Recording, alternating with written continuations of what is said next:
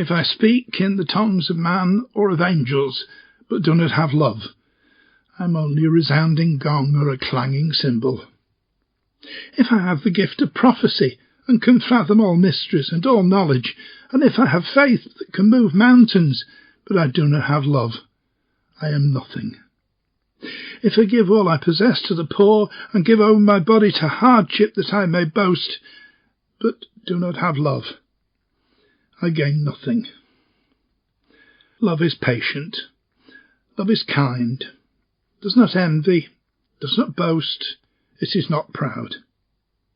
If it does not dishonour others, it is not self-seeking, it is not easily angered, it keeps no record of wrongs. Love does not delight in evil, but rejoices with the truth. It always protects, always trusts, always hopes, always perseveres. Love never fails. But where there are prophecies, they will cease. Where there are tongues, they will be stifled. Where there is knowledge, it will pass away. For we know in part, and we prophesy in part. But when completeness comes, what is in part disappears. When I was a child, I talked like a child, I thought like a child, I reasoned like a child. When I became a man, I put the ways of childhood behind me. For now we see only a reflection as in a mirror. Then we shall see face to face. Now I know in part, then I shall know fully, even as I am fully known. And now these three remain: faith, hope, and love. But the greatest of these is love. Well, good morning. And as Jane has already reminded us, today is Valentine's Day. And I'm sure we've already been subjected to various Valentine's specials on TV. And in any normal year, if we'd have been shopping this week, we would have been pretty much confronted by big displays of chocolates and flowers and cuddly toys and cards and ever more elaborate Valentine gifts. And so you may find yourself wondering, why on earth would we be focusing on Valentine's Day in our NWBA service? I mean, after all, isn't this a chance to get away from all that nonsense and focus on more serious things? Well, I don't know how you feel about that, but it's interesting, I guess, that most people would argue that Valentine's Day as we experience it today does not seem to have a great deal to do with the church or our Christian faith. So it might be interesting for us to just pause and to recognise that actually today is St Valentine's Day, the official saint's day of the 3rd century Christian martyr St Valentine of Rome. He was arrested and killed for sharing his Christian faith, and he's also someone who had a particular reputation for caring for the persecuted Christians at the time. And that's something that he's still associated with today. And I know that a number of you who watch and share in these broadcasts yourselves have a particular concern to pray for the persecuted church. Well, St Valentine is the one who is seen as encouraging us to do that. So dare I say, if St Valentine's Day is to be commemorated anywhere, it should be in our churches. Now, I realise that as Baptists, we're hardly renowned for our careful observation of saints' days. In the month of February alone, we have had the saints' days for St Bridget and St Ansgar and St Gilbert and St Scholastica and St Cyril. And I suspect that the average Baptist has completely failed to realise that any of them were taking place. But everyone knows about Valentine's Day. And virtually everyone associates it with chocolate hearts and secret cards and extravagant presents and all of those trappings of a modern Valentine's, or a Hallmark day, as Jane calls it. Now, I don't want to over-egg the pudding here, but I find that interesting because the reading that we shared ended with a very simple but a very profound statement. The greatest of these is love. Now, our Christian faith is multifaceted. Even in this chapter from 1 Corinthians, it's also spoken of as being epitomised by faith and by hope. And there are many other places in Paul's letters where he describes Christian believers as stewards of the mysteries of God, a new creation, a royal priesthood, a holy people. Paul writes about salvation, he writes about the gift of the Spirit and the fruits of the Spirit. But it's interesting that throughout his letters and his New Testament writings, he constantly asserts that while all of these things may represent the breadth and the depth and the complexity of our faith, the greatest of them is love. Love remains, love endures, love is above all. So, should we be surprised, therefore, that if there's one aspect of our faith that is going to be caricatured and trivialized, if there's one aspect of our faith that society is going to say, no, you keep out of that, you leave this one to us, it's going to be love, because this is the most important element in our faith. So I would want to argue that we should be having a Valentine's special, because not only does God's word outline the supremacy of love, but it also outlines the nature of love as God sees it. And if all of this feels like a far cry from how we see Valentine's Day today caricatured in our contemporary society, then that's all the more reason for us as God's people, as God's representatives on earth, to place our focus on love as God describes it. Because love is one of those things that can mean many different things. But love is at the very core of our faith. When a teacher of the law asked Jesus what the greatest commandment was, he responded, love the Lord your God with all your heart and your soul and your strength, and love your neighbour as yourself.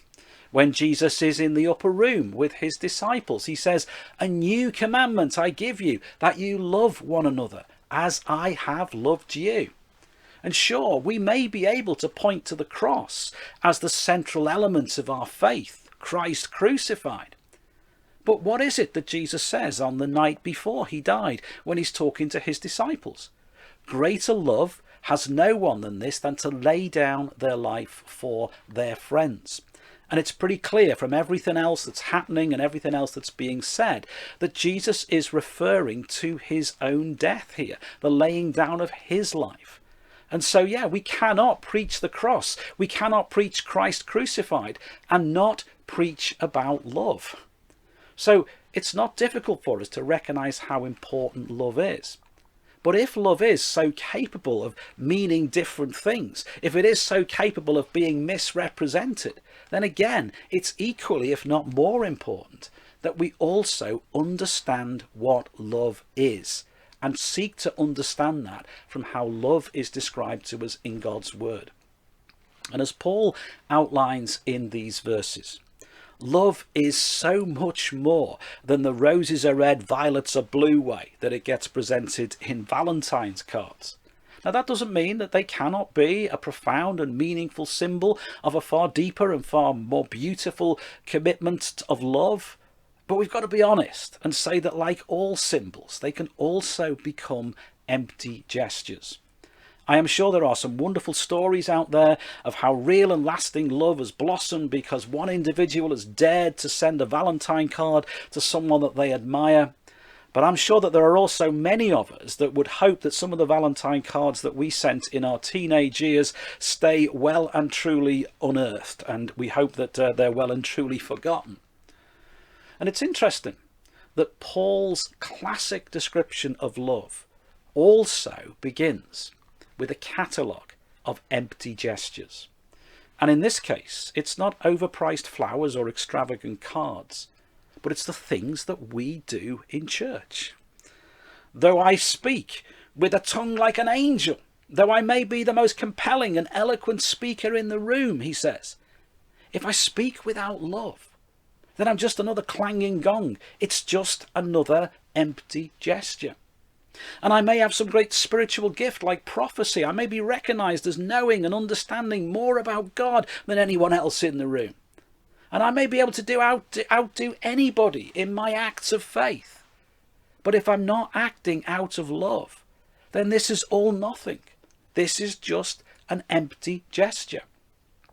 And I may be able to give my last penny to the work of God's kingdom. And I may work myself to death in doing all the jobs that need to be done in the church. I may even give to the point of giving up my body to be burned like those early Christian martyrs like St Valentine. But if I do so without love, then it's nothing. It's just an empty gesture. Now, these are sobering words. And if Paul can say what he says here in the context of a physical functioning church, then what it also says to us is that it's quite possible to do all of these things and yet fail to have grasped that at the core of our Christian faith is not great eloquence or great knowledge or miracle working or giving or busyness, but love. And Paul doesn't simply leave us with that challenge. He also helps us to define what these things look like when they're done in love. Those who act in love, he says, are hallmarked by patience and kindness. They're not envious. They don't boast. And so I could continue. You can read those verses for yourself.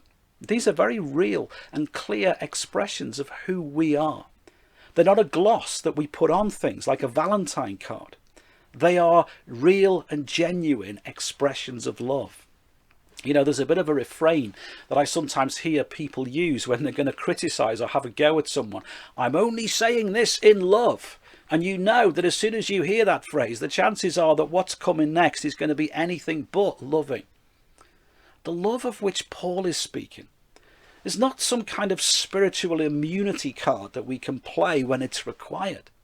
It's about the tangible hallmarks of what we do and how we do it.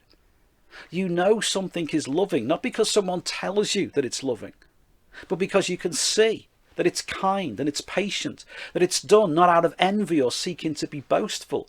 It's not done or said out of self-interest. It's not delighting in evil. It's done with integrity. Now, there is so much in what Paul has to say here. We could spend hours looking at it together and still not fully do it justice. Well, don't despair. We're not going to do that. But I do simply want to draw out three things that might particularly be of relevance to us as we face the current situation and look to our future. And the first is this, that love will sustain us. Throughout this profound narrative of love, we're repeatedly reminded of the enduring nature of love. It's there in those practical descriptions. Love is patient. Love keeps no record of wrongs. Love always hopes. Love always perseveres. In different ways, each of these speaks about the enduring quality of love. And I suspect that as we look at this catalogue of virtues, we might all find ourselves looking at pretty much all of them and saying, you know, I could do with a little bit more of that. But let's recognise that this is not some catalogue of boxes that we're expected to tick and somehow aspire to achieve. They are the hallmarks of love.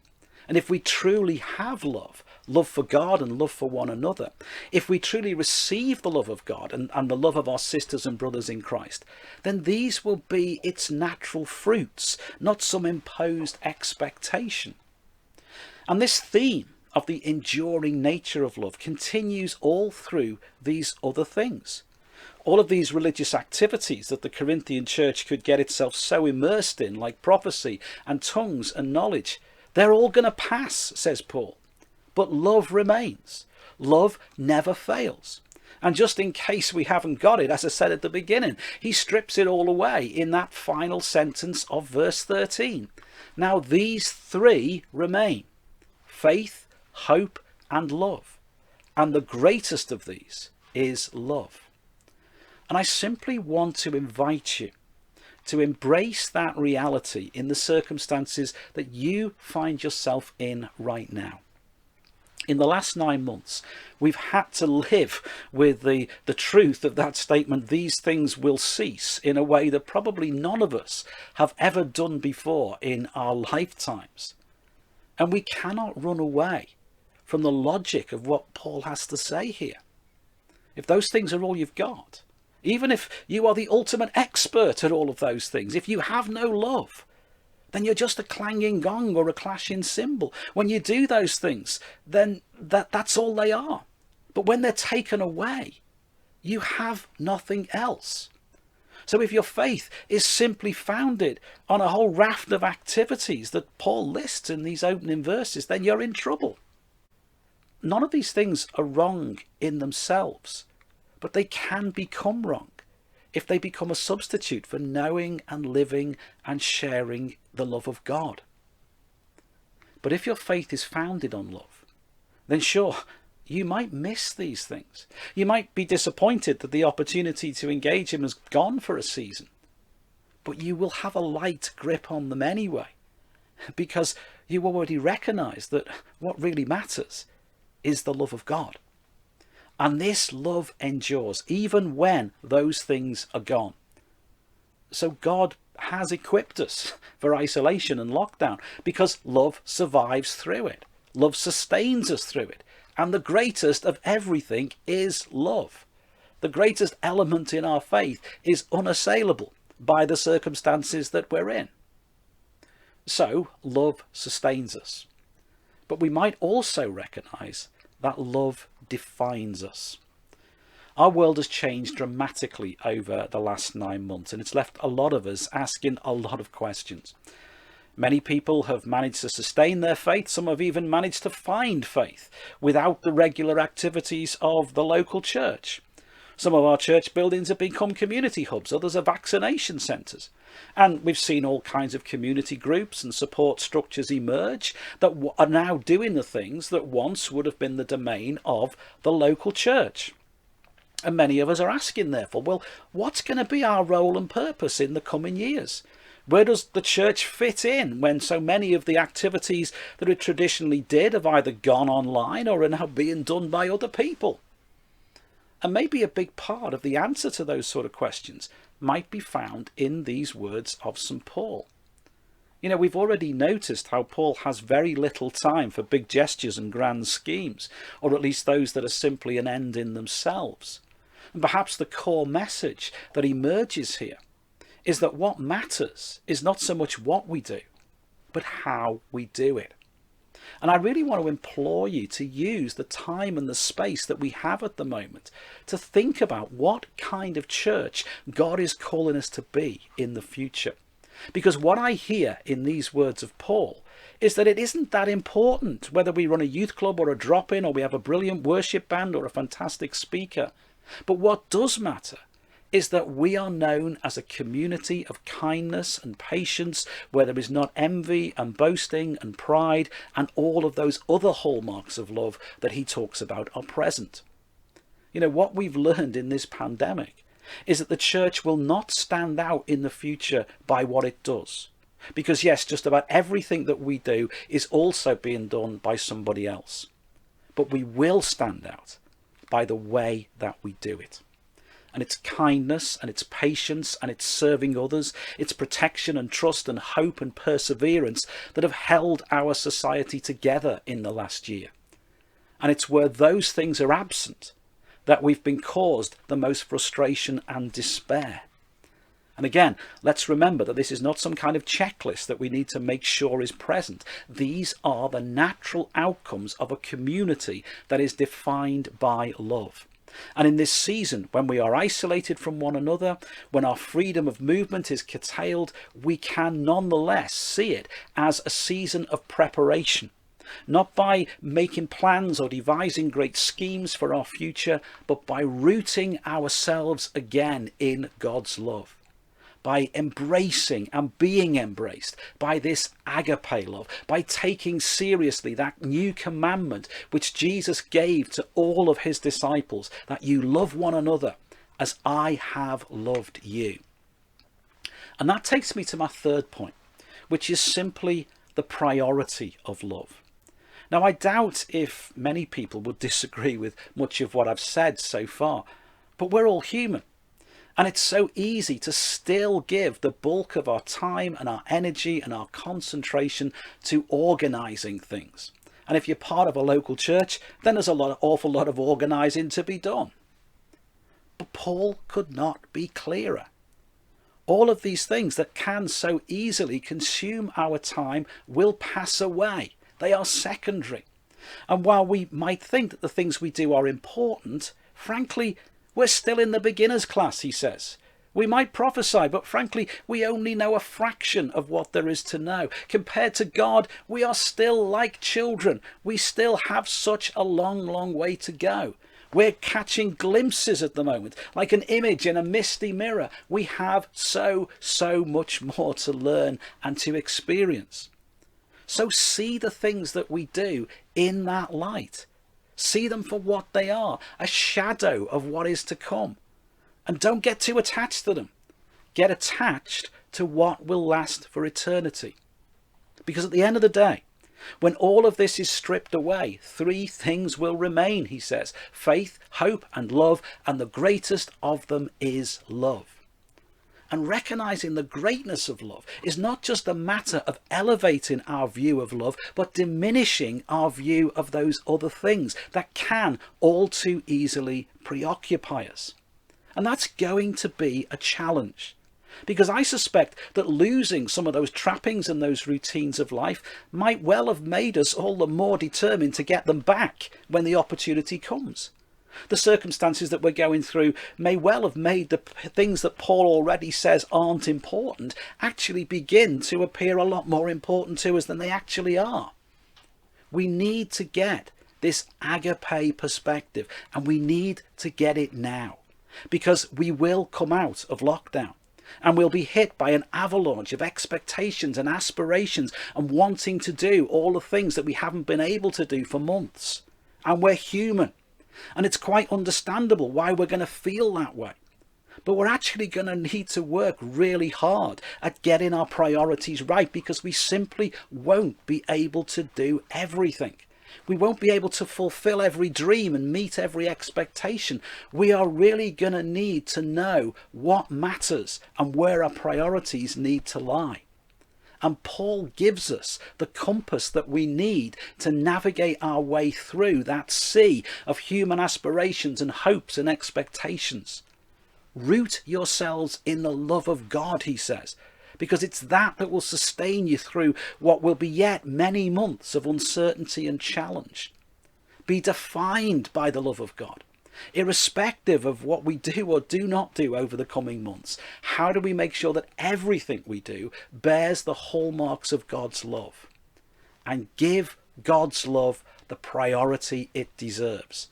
Recognize all of those human instincts that will inevitably emerge in us, but see everything in its right perspective. Take those words of Paul seriously. The greatest of these is love. So, happy Valentine's Day. Whether or not you get any chocolates or cards, there are many reasons today why love can nonetheless be our absolute focus.